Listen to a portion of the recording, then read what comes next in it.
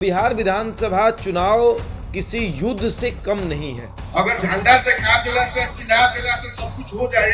माझी विधानसभा में कार्यकर्ता सम्मेलन रखा गया था और उस कार्यकर्ता सम्मेलन में सभी मौजूद थे। सही कैंडिडेट था, जो मजबूत कैंडिडेट था उसको उम्मीदवार नहीं बनाया गया। उम्मीदवार किसको बनाया गया? एक ऐसे व्यक्ति को उम्मीदवार बनाया गया, एक ऐसी महिला को उम्मीदवार बनाया गया जेडीयू की तरफ से जिनका चेहरा कोई जानता नहीं था। ये कार्यक्रम के सफल बनाने में माझी के मतदाता मालिक लोग कहीं भी दोनों प्रकार से कमी न दिखाते। रणधीर सिंह आते हैं और कहते हैं कि देखिए ऐसे ही हल्ला होते रहता है कि रणधीर जहां जाता है वहां बवाल हो जाता है। अब बहुत शालीनता का साथ है, दोनों भी प्रकार के आपस में धक्का मुक्की करने की जरूरत नहीं है। अब से कुछ महीनों के बाद विधानसभा चुनाव होना है और बिहार विधानसभा चुनाव किसी युद्ध से कम नहीं है और इस युद्ध में अपनी ताकत जानने के लिए, अपनी ताकत को देखने के लिए तमाम पार्टियां मैदान में उतर चुकी हैं। हर विधानसभा में जा रही हैं, हर व्यक्ति से मिल रही है, अपने कार्यकर्ताओं से मिल रही है और अपनी ताकत को पहचान रही है।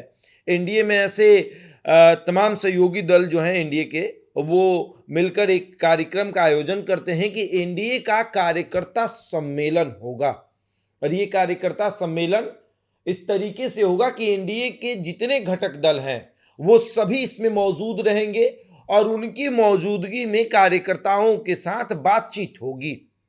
कार्यकर्ता सम्मेलन शुरू होता है, हर विधानसभा में कार्यकर्ता सम्मेलन रखा जाता है और हर विधानसभा में कुछ ना कुछ बवाल होता है। उस कार्यकर्ता सम्मेलन में एक बवाल हाल में ही देखने को मिल गया।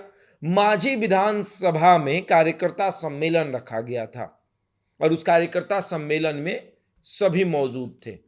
महाराजगंज के जो सांसद हैं जनार्दन सिंह सिग्रीवाल, मंत्री श्रवण कुमार और तमाम बड़े नेता, भाजपा के बड़े नेता, जेडीयू के बड़े नेता, चिराग पासवान की पार्टी के बड़े नेता, उपेंद्र कुशवाहा की पार्टी के बड़े नेता, जीतन राम मांझी के पार्टी के बड़े नेता, सभी उस मंच पे मौजूद थे और एक तस्वीर सामने आई।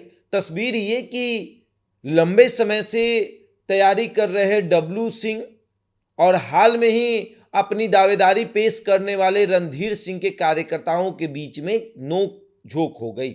नोक झोंक ये कि रणधीर सिंह हाल में ही जेडीयू में शामिल हुए हैं और माझी विधानसभा से अपनी दावेदारी पेश कर रहे हैं। डब्लू सिंह जो हैं वो 2015 का भी चुनाव लड़ चुके हैं। 2020 के चुनाव में 33,000 समथिंग वोट उनको मिलता है और उनकी दावेदारी वो पेश करते हैं। हाल में ही कुछ समय पहले वो भाजपा में शामिल होते हैं और उसके बाद कहते हैं कि अब भाजपा के बैनर तले हम चुनाव लड़ेंगे। 2020 में उनका प्रयास था कि भाजपा शामिल करा ले और 20 में ही उन्हें टिकट मिल जाए, लेकिन किसी कारणवश उन्हें भाजपा में शामिल नहीं कराया गया। वो निर्दलीय चुनावी मैदान में उतरते हैं और जो जेडीयू की उम्मीदवार थी माधुरी देवी, तो माधुरी देवी तीसरे नंबर पर जाती हैं। वामदल की वहां पर सत्येंद्र यादव की जीत होती है, वो माझी विधानसभा से विधायक बनते हैं और दूसरे नंबर पर डब्लू सिंह जो कि निर्दलीय उम्मीदवार रहते हैं वो आते हैं। 33,000 वोट आता है और निर्दलीय में 33,000 वोट एक मायने रखता है। फिर डब्लू सिंह को लगा कि अब क्यों भाई हम मैदान छोड़कर भागे, जब निर्दलीय थे तो जनता का इतना प्यार मिला, तो 5 साल उन्होंने उस बाग को माली बनकर सजाया है। माझी विधानसभा को अगर कोई 5 साल से सजा रहा है तो उसे इस बात की तकलीफ होगी कि फिर कोई ऐसा व्यक्ति आए बाहरी और हमसे ये सीट लेकर चला जाए, तो तकलीफ होगी। अपनी राजनीति की शुरुआत राजद से करने वाले रणधीर सिंह प्रभुनाथ सिंह के बेटे हैं। छपरा विधानसभा का उपचुनाव जीत चुके हैं। जब सिग्रीवाल की वजह से वो सीट खाली हुई, जनार्दन सिंह सिग्रीवाल जब महाराजगंज के सांसद बने तो वो सीट खाली हो गई, तो उपचुनाव जीतकर रणधीर सिंह वहां के विधायक बने। उसके बाद राजद की टिकट पर महाराजगंज लोकसभा का चुनाव लड़ते हैं, चुनाव हारते हैं। फिर राजद की टिकट पर 2020 में छपरा विधानसभा से चुनाव लड़ते हैं, चुनाव हारते हैं।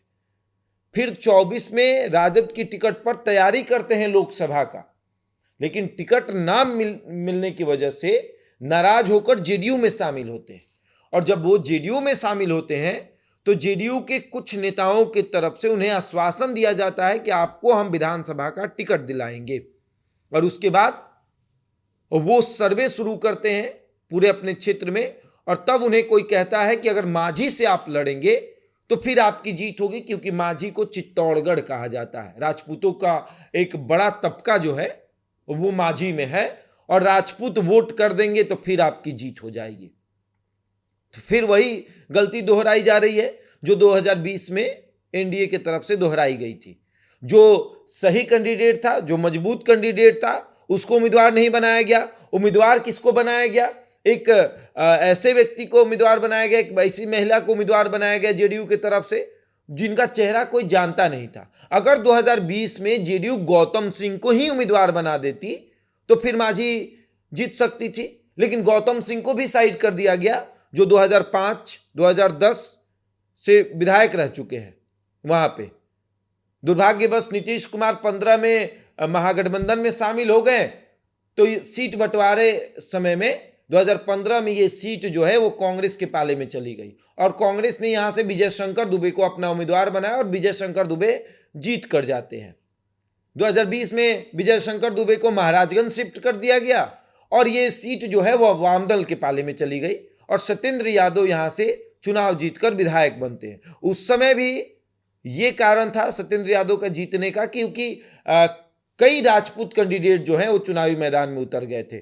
चुन्नू सिंह जो जिला परिषद हुआ करते थे वो भी चुनावी मैदान में उतर गए, और तमाम कैंडिडेट के उतरने के बाद वोट में भारी कटौती हुई, और फिर अंततः हार हुई डब्लू सिंह की। और डब्लू सिंह निर्दलीय अगर 33,000 वोट लाते हैं तो उनकी दावेदारी तो मजबूत बनती है, और जिसने 5 साल तक किसी विधानसभा क्षेत्र को सजाया है वो तो प्रयास करेगा ना कि भैया हमें टिकट मिले।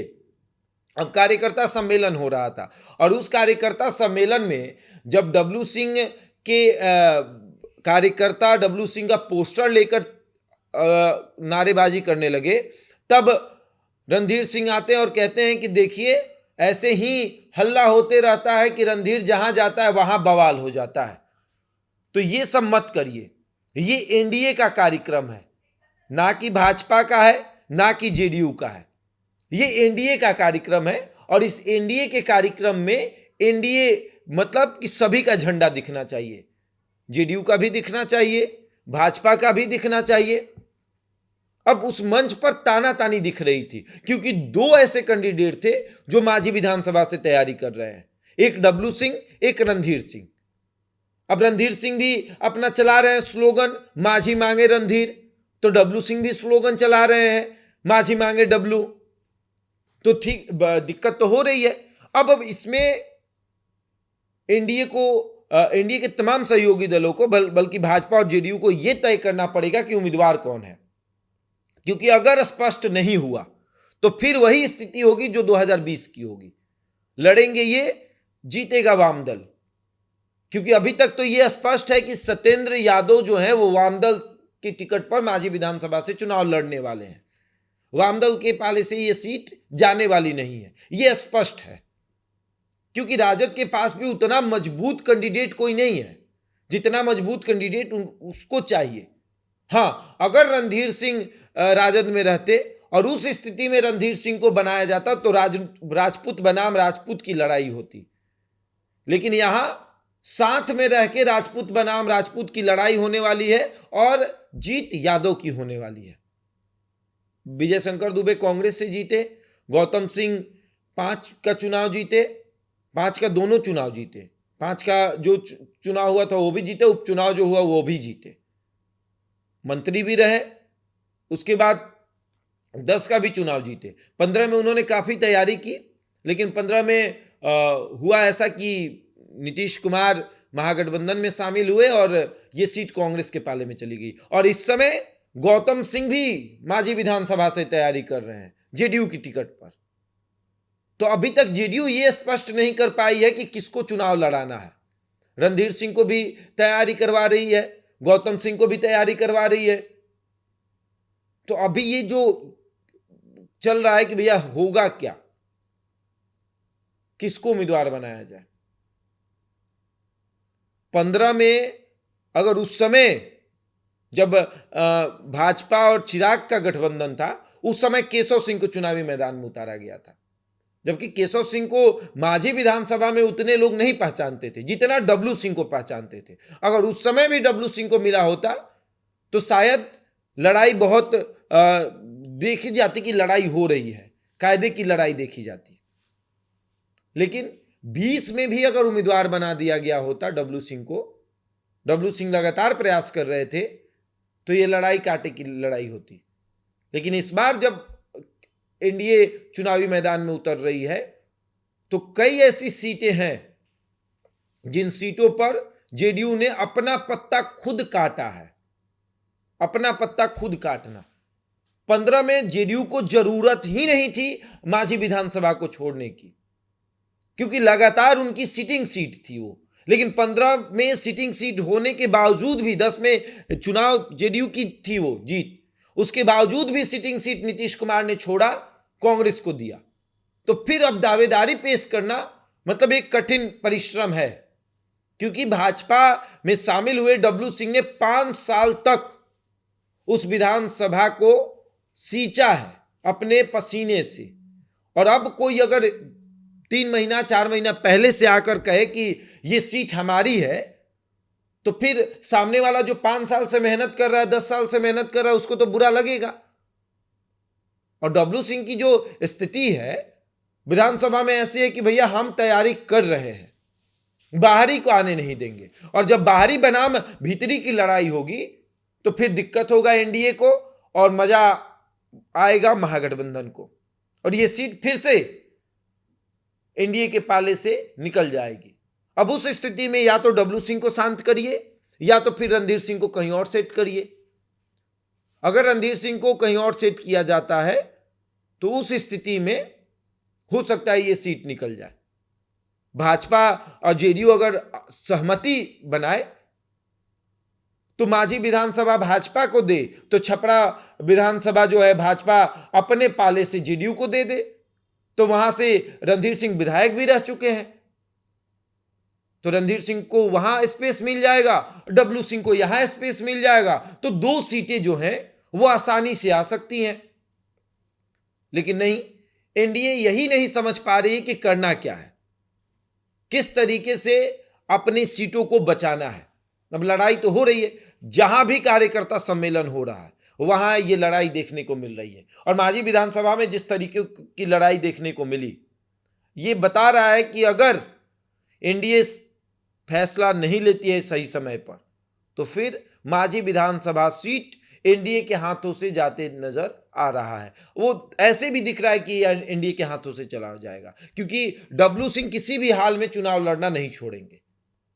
वो निर्दलीय भी अगर लड़े तो 33,000 वोट अगर 2020 में वो व्यक्ति लाया है तो 25 में कम से कम 40 से 50,000 वोट लेकर आएगा। अगर नहीं भी जीता तो सामने वाले को जीतने नहीं देगा, तो फिर उस स्थिति में तो महागठबंधन की जीत होगी। अब आगे देखिए क्या होता है। बहरहाल इस खबर में इतना ही। बने हमारे साथ और देखते रहें द इंडिया टॉप।